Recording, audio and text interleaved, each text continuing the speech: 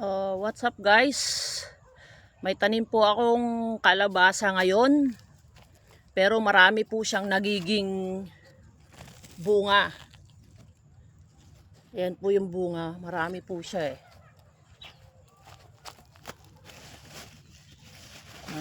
Kalabasa yan.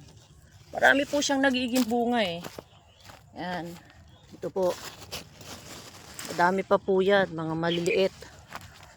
Ayan. Ayan po. Ayun pa po sa loob. Kaya lang po, ang problema ko, tulong naman po sa mga gustong mag-comment dyan.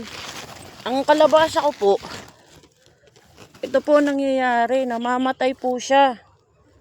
Hindi po siya lumalaki. Ano po kayang problema nito guys?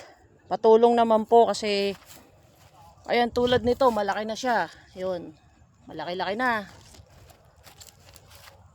Tulad nun. Malaki na siya pero wala. Na ano pa rin. Ayun, nabulok na siya. Nabulok na. Namatay na. Ayan.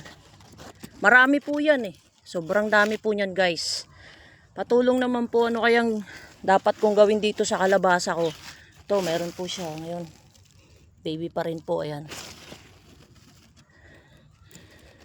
Nanghinayang po ako kasi ang dami-dami niya eh. Dami-dami niya.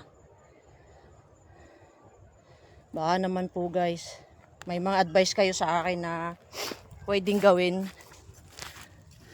para lumaki itong kalabasa. Para hindi siya mamatay. Sayang kasi. Yan, marami po akong tanim na kalabasa kahit OFW po ako dahil maliit lang naman po ang kinikita ko dito sa Taiwan. Yan. Baby kalabasa. Yan, dami po namatay. Nangangahulog po siya, namamatay po siya, oh, sayang. Ano po kayo magandang fertilizer dito?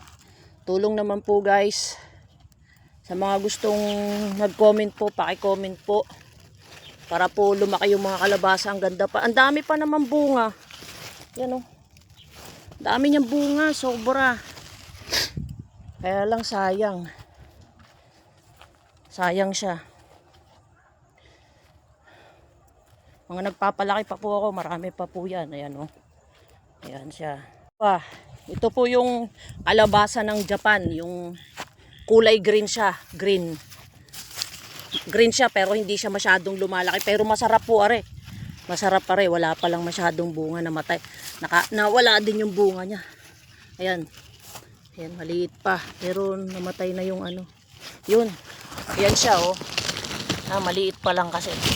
Guys, tulong po sa mga gustong mag-comment. Paki-comment naman po guys kung anong dapat kong gawin sa kalabasa na re para lumaki siya.